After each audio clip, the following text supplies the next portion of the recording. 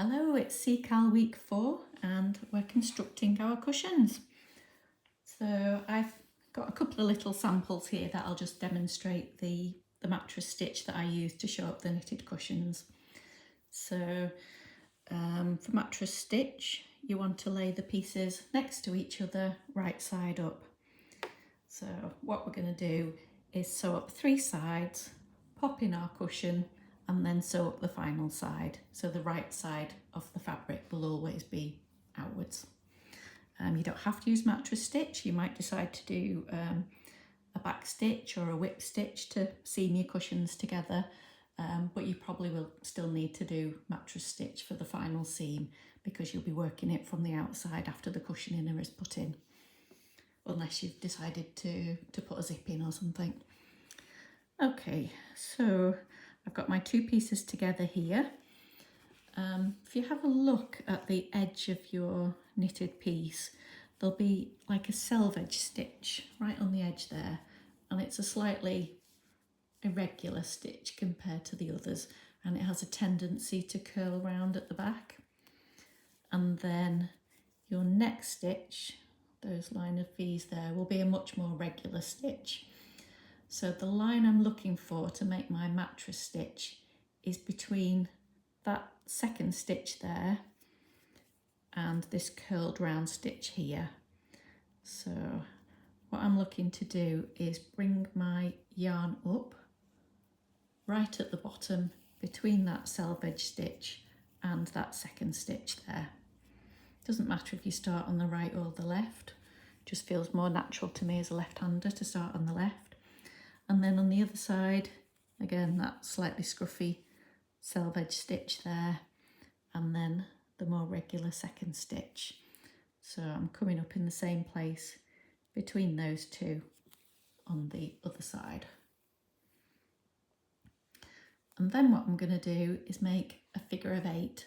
So where I first inserted the yarn, I'm going to come from the back to the front and emerge at that same place there.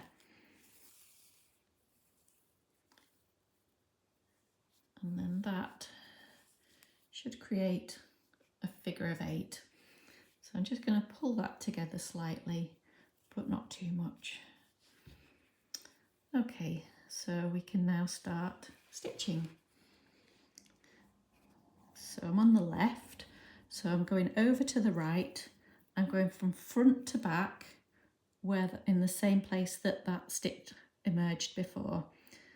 So I'm going to go under the bar of the stitch there, in between the selvage and the second stitch.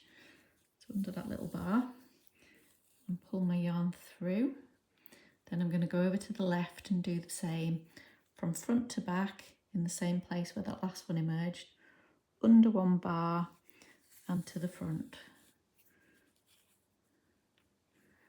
And then we're going to continue doing that all the way up, so it's into the same hole, and then from here on you can either go under 1 bar or 2 bars. It doesn't really matter. I'm going to go under 2 bars because it makes it slightly quicker. Maybe it makes the seam less bulky as well. Okay, just pull that. You don't want to pull it too tight because it makes it a bit hard to see where your stitches are going. Under 1 bar, under 2 bars on the left. And then once you've done a few stitches, you can tighten these up a little bit now. This first one, I'll just use the needle to pop under there. So this is the same tapestry needle that we use for our embroidery. So I can just see those stitches in purple. So once they're pulled together, those second stitches on either side will just sit next to each other, and then unless you kind of pull the seam apart, you won't see those stitches underneath, and they'll be far less obvious when they're in the same colour yarn as well. Okay, so to find the next stitch, just pull it open a little bit again, back in where I was before, under 1 bar, under 2 bars, and then pull over to the left, back in the same place, under 1 bar, under 2 bars,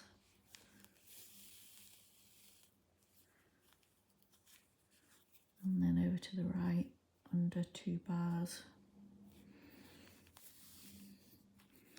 and then every couple of centimetres I'll just pull it together a little bit, zip it together,